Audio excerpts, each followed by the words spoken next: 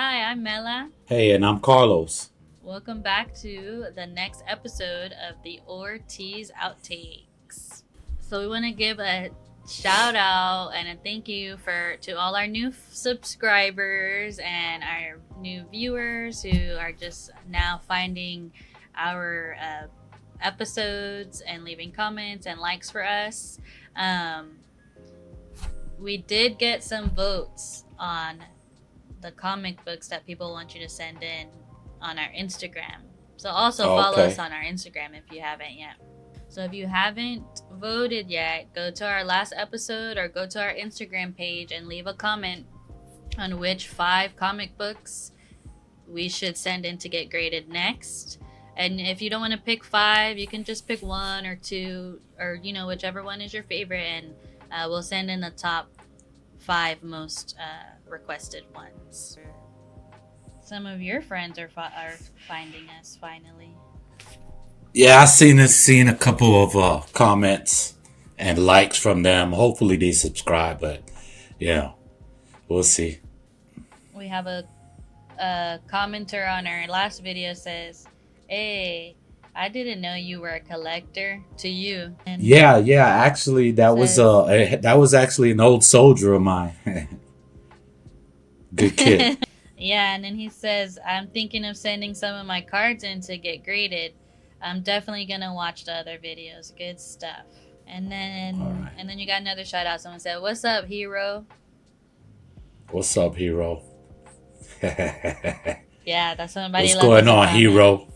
And then another one from our number one fan says, "Best episode yet. I felt excited with y'all." So we got a good one for y'all today.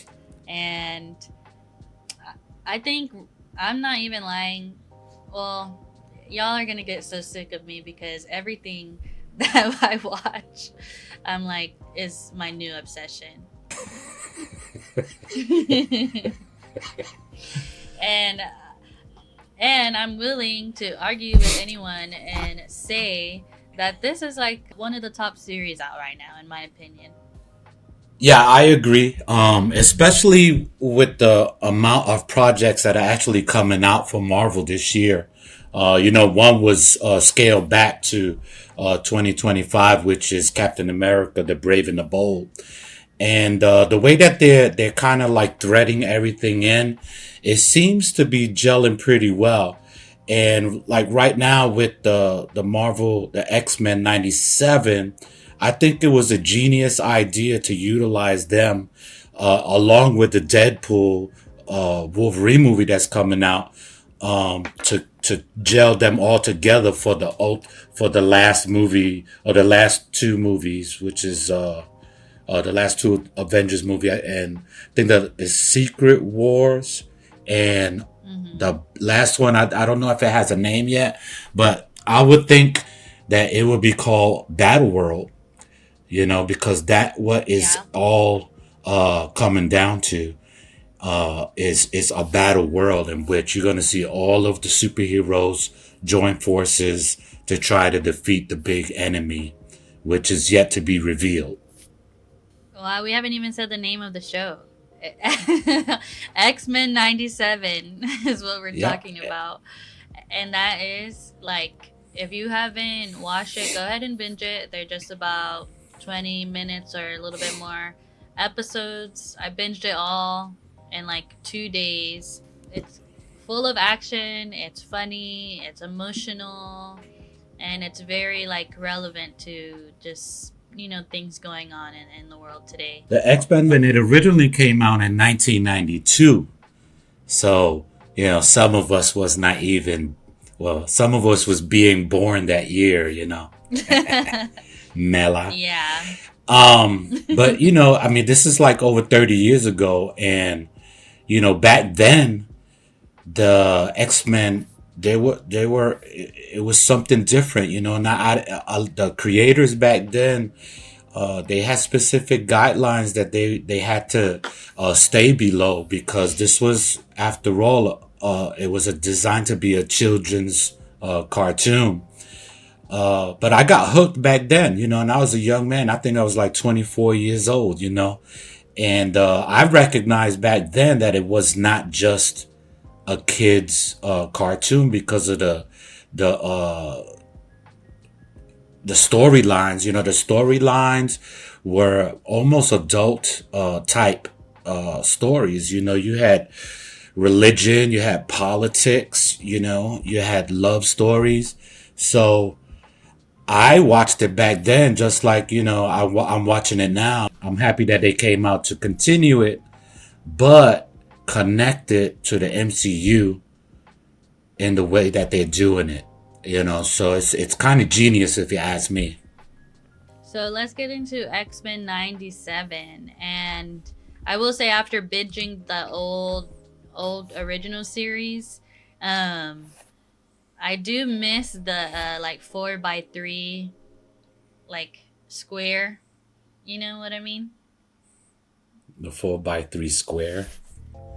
What do you mean? Like, so like the new show, it takes up the whole screen, and then Oh, in the original one, it's just the square. You know, I did. yeah, I yeah. always just like that aspect ratio, and another thing is, like, Rogue's voice is a little bit different, but I'll allow You allow it. it. All right, so let's go ahead and dive into X-Men 97. Why don't we just take it from the top? Here goes. I sped. I followed too closely. I ran a stop sign. I almost hit a Chevy. I sped some more. I failed to yield at a crosswalk. I changed lanes in the intersection. I changed lanes without signaling while running a red light and speeding. Is that all? No. X-Men 97, it picks up immediately after the death of Charles Xavier from the last episode of the X-Men animated series, which ended in 1996. I am proud. Proud of you all. My X-Men. On his deathbed, he admits that he's proud of the X-Men before Lilandra from the Shi'ar galaxy comes to save him and bring him to her universe. In her world, they have the technology to save his life. However, the X-Men and the rest of the world assume that he is dead. The professors will ask Magneto to assume the responsibility of leading the X-Men now that he is gone. Magneto, what are you doing in our home? Your home? I beg to differ, Cyclops. The last will and testament of Charles Francis Xavier, as you all will see. His fortune, his school, everything he built, everything he fought for, now belongs to me, my X-Men. Magneto initially refuses because he's actually on the verge of making a move to conquer all humans and mutants to take over the world. Because, you know, Magneto's a villain.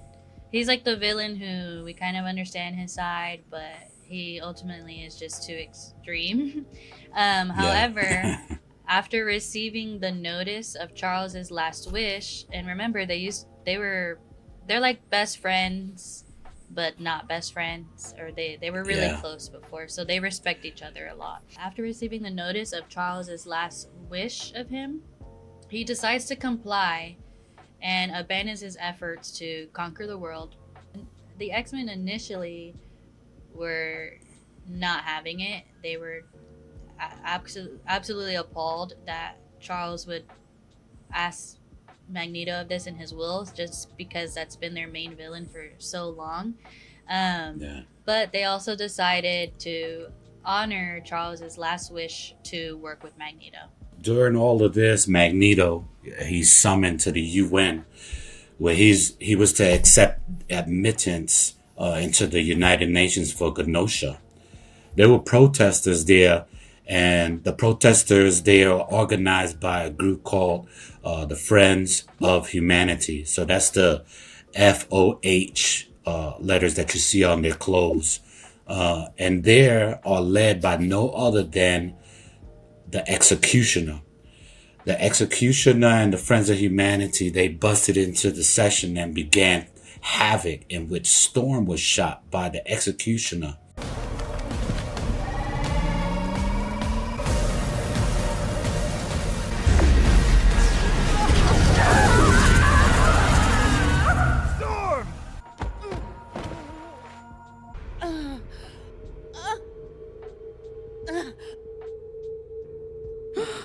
The breeze is gone. I cannot feel it. Trying to defend Magneto. So she jumps in front of Magneto right when the executioner shoots his weapon. So that weapon, it's called a neutralizer weapon. And what it does is that Storm's powers get taken away after she's shot. So after Storm was defeated and she left the X-Men and she went away to gather her thoughts and to find a new purpose and how to live as a normal person. Magneto, Rogue, and Gambit went to Genosha to begin the process of establishing leadership and policy. And these three have a love triangle. Of course, if you are a fan of the old series, it's not new that Gambit has always been crazy about Rogue. Rogue cannot touch anyone or kiss anyone because she can almost kill them or send them into a coma.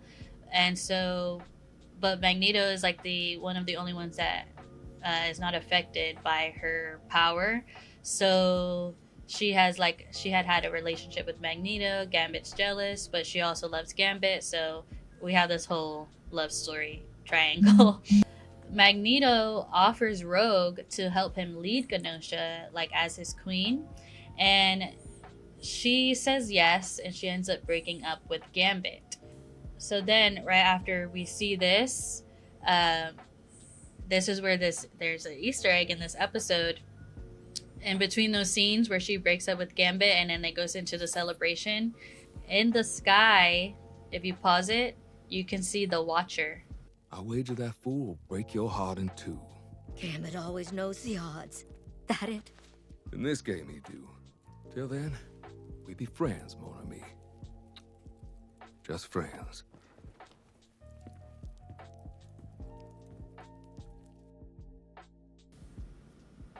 Yeah, definitely. Yeah. I did Watcher. notice that. Yeah. Oh man, I thought I was gonna get you. No, I did see that.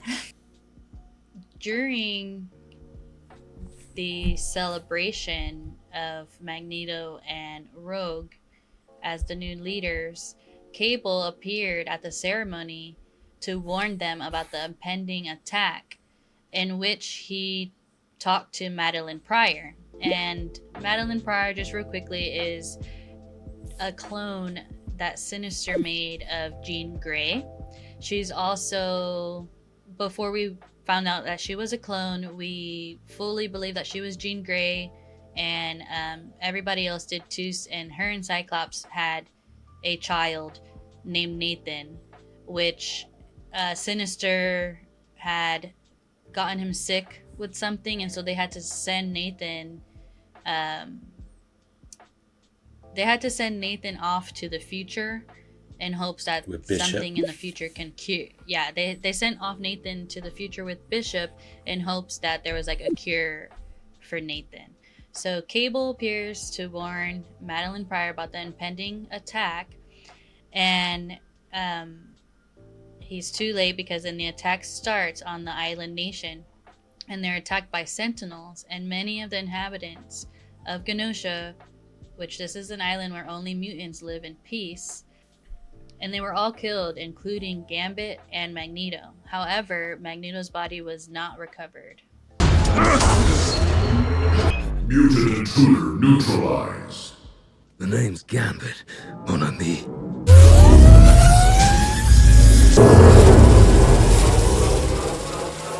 Remember it.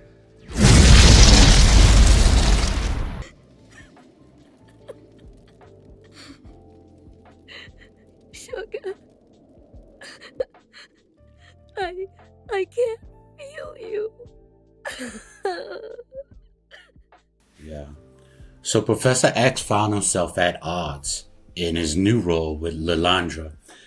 He was to marry Lilandra and rule her people together. Lilandra's sister, Deathbird, her name is Deathbird, had other plans and used one of their laws in order to disqualify Charles as a potential ruler. She wanted the throne for herself, but Charles had enough. and decided to show them his real abilities and power. During his lesson, he encountered a painful premonition of what occurred on Earth. The universe is very old, and all of us very young, born of ancient stardust, and all children of the atom.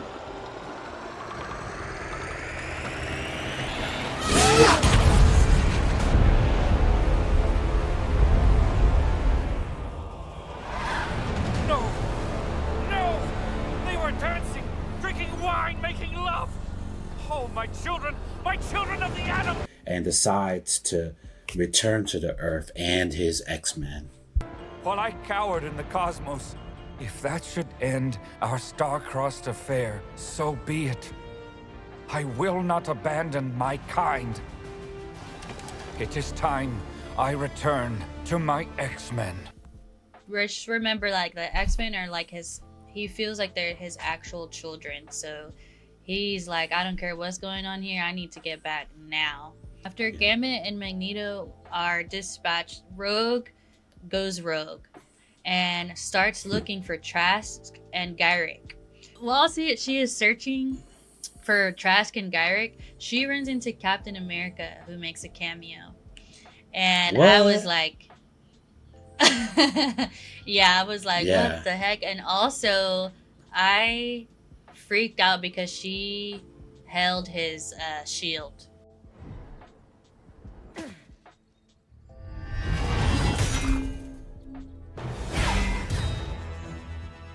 Stand down, Rogue. Please. Where's Henry Gyrick? He was moved out of Rikers last week. Genosha wasn't just a mutant tragedy. It shames us all. But rampaging across the country dishonors those who were lost. Skip the hogwash and tell me what America's top cop is doing all the way out here. Of course, Captain America, being the good old soldier that he is, he tries to convince her to stand down, but of course, she does not. And during all of this, Jubilee has a hard conversation with Roberto. And so Roberto is a mutant that they saved in the beginning, in like the first episode. And he's a mutant he's secretly a mutant. His parents don't know he's a mutant. He tries to not use his powers at all. And Jubilee, and they're teenagers, they're young. So Jubilee has a hard conversation with him after the attack. You call your mom? I'm on a ski trip in the Alps. Don't just look at me like that. What if we'd been here, huh? What if you were here? The call she gets, not getting what the cops are saying, something about an attack, her son, mutants, dancing. Stop pressuring me, Jubes. Look what happens when we don't hide. When we shove it in their face. Is it worth it, Jubilee? I just know I wouldn't want my parents finding out who I was on the 5 o'clock news. Don't want them burying a stranger.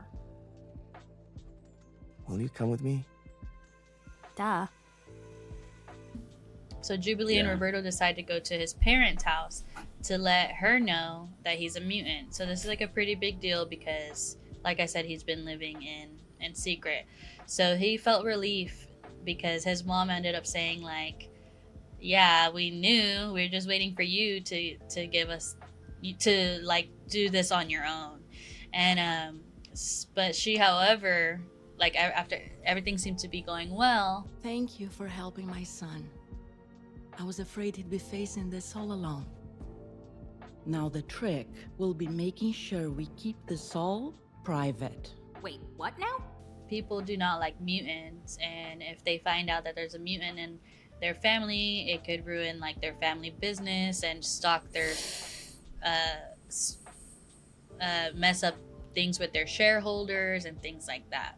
Rogue, she finally catches up with Gyrick, and while she touches him to read his mind, she and him are knocked out. And when she awakes, she finds the rest of the X-Men with her. It was like a family moment, you know. She was sad, and you know, she was going through this emotional time, and It was like a family moment, so it was good for her. She needed to be around people. They receive a transmission from Trask to meet him at a certain place, just to give them some information. They didn't really trust the information, the message, because it was from Trask. But they had to go. So when they arrive at the location, he's standing on the ledge of the building. And after divulging them information that Mr. Sinister is behind the attacks on Genosha, but then he tells them that Mr. Sinister is actually working for someone else. He tries to jump, but Rogue catches him, and only to proceed to drop him just to his death, just like, murder, When Morph sees this. X-Men do not do murder, or, their thing is to have peace in between humans and mutants. Yeah, so when Morph sees this, it's like, he's like, is this who we are now? Help us get the real bad guys. What else can you tell us? Anything helps. I'm sorry. I have nothing. Same, sugar.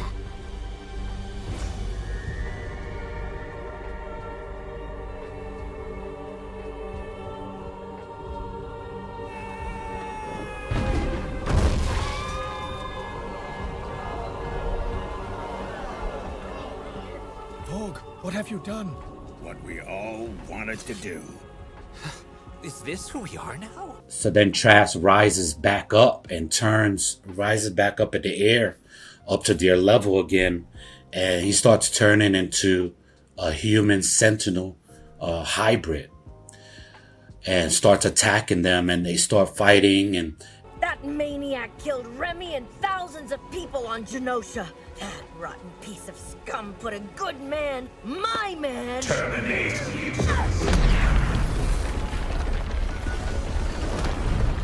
While the fight continues against the human sentinel, none other than Cable shows up and destroys the hybrid.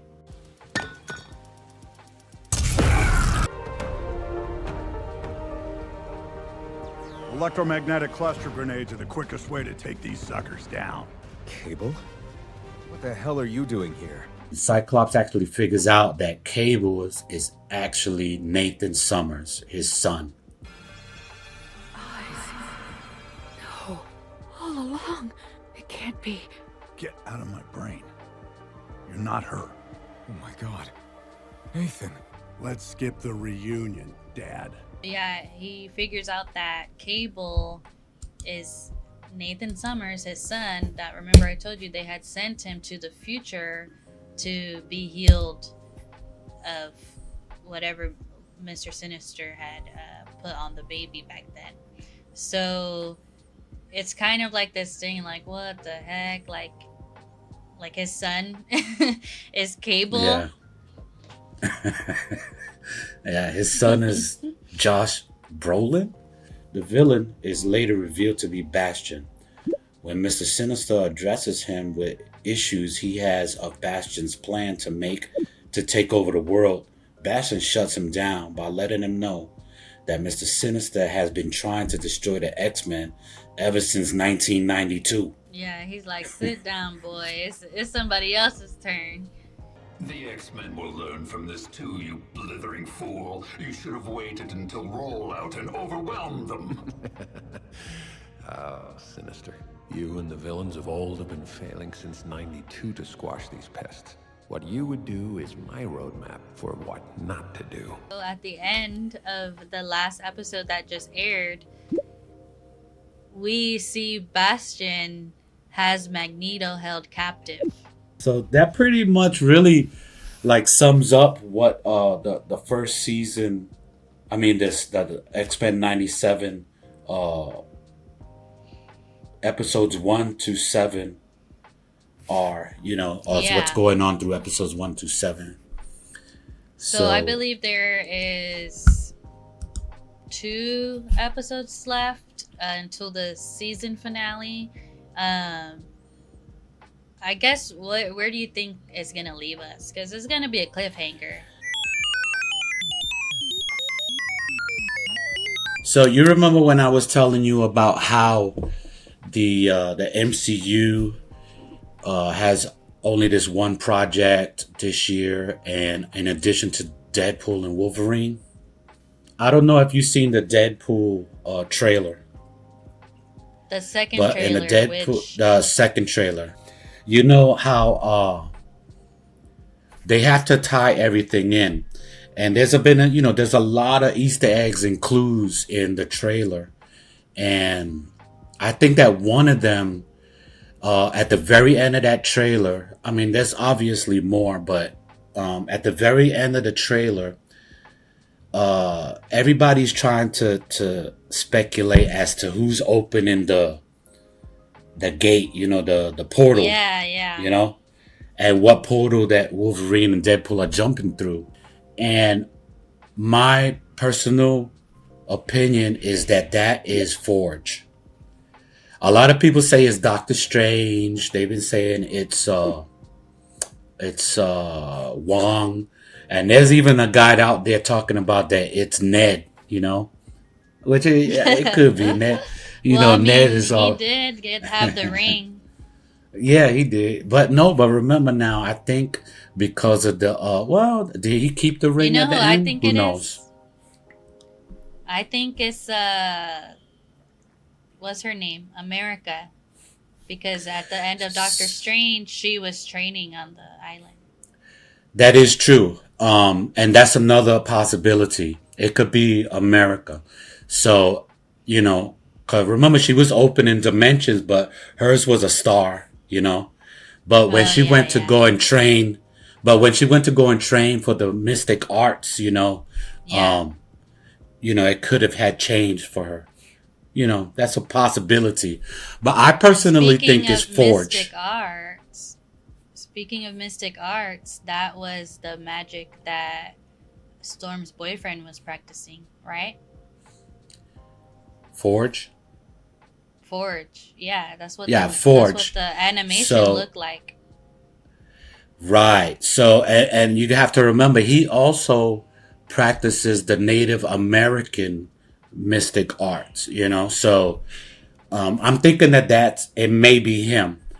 There's a lot of clues, So the thing is that on the end of Marvel's, I think that is the X-Men 97 universe. At the end of the Marvels, you see, movie. Yeah, where Hank, where the Beast comes out. So what a lot of people missed on that one, and I don't know what kind of connection this is that Photon actually had the two bangles. And I don't know if a lot of people didn't talk about that. So I'm thinking that there's some sort of connection. You think we'll see Deadpool? So I'm excited. I'm pumped. In the X-Men? Yeah. 97?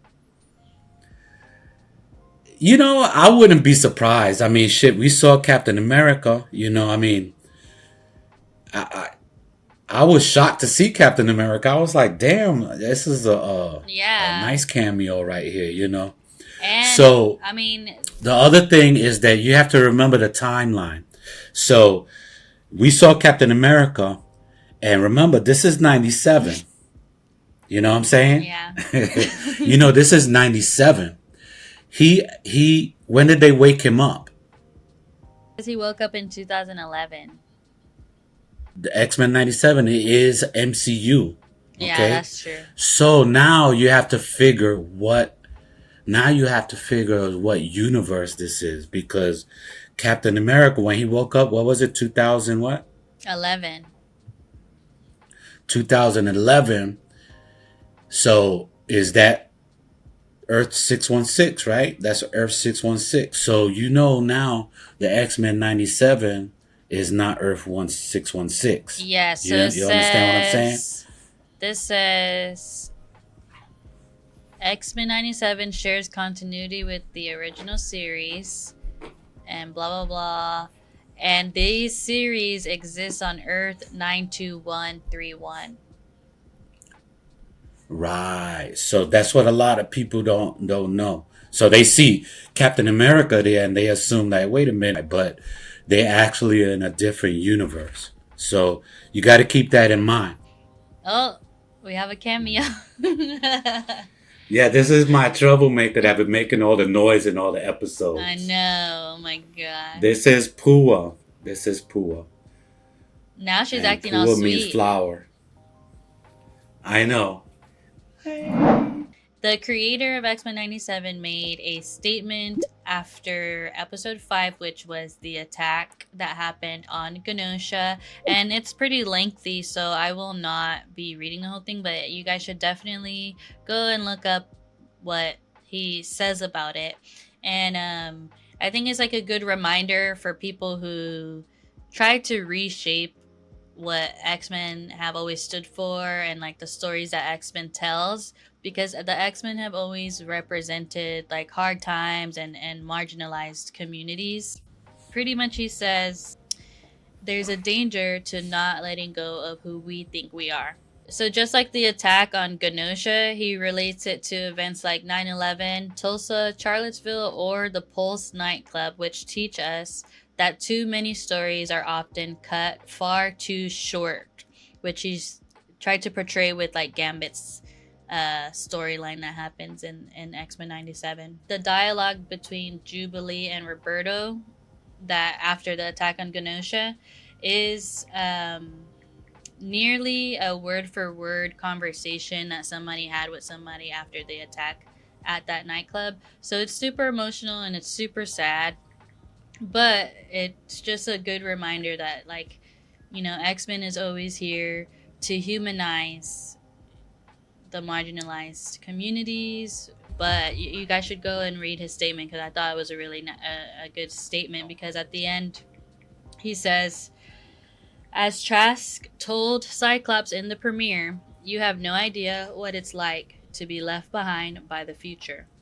Now the X-Men do, and like each of us, they'll have to weigh whether this is time for social justice, or, as Magneto preached at his trial, is it a time for social healing? And that's why X-Men is so freaking awesome. And plus they have powers. I never really liked Jubilee and shit. Oh no, people are gonna think we hate kids. I got Jubilee right here. Oh, now you. But like I never really liked her. X-Men 97. I always thought she was a pain in the ass, you know. Well, she is, because in the original series she's 15 years old. Yeah. And so now she's turned 18. That's like the episode that we skipped over that one because it's just like a fun. It's more of like a learning episode for Jubilee, like a maturing episode. So she gets stuck in a video game, but it's like, you know, a life lesson for her. It's her 18th birthday, and she learns that, like, you know, not everything is just like about her or just about having fun. Like, she is part of the X-Men, and they've taken a vow to, you know, take on serious situations and stuff. But she's just tired of like being treated like a kid. So that's like the annoying part of all kids and teenagers and in shows, right? They're always just like, I'm gonna show them. But yeah, we're gonna be watching the series finale of The Bad Batch. Ooh. Yeah.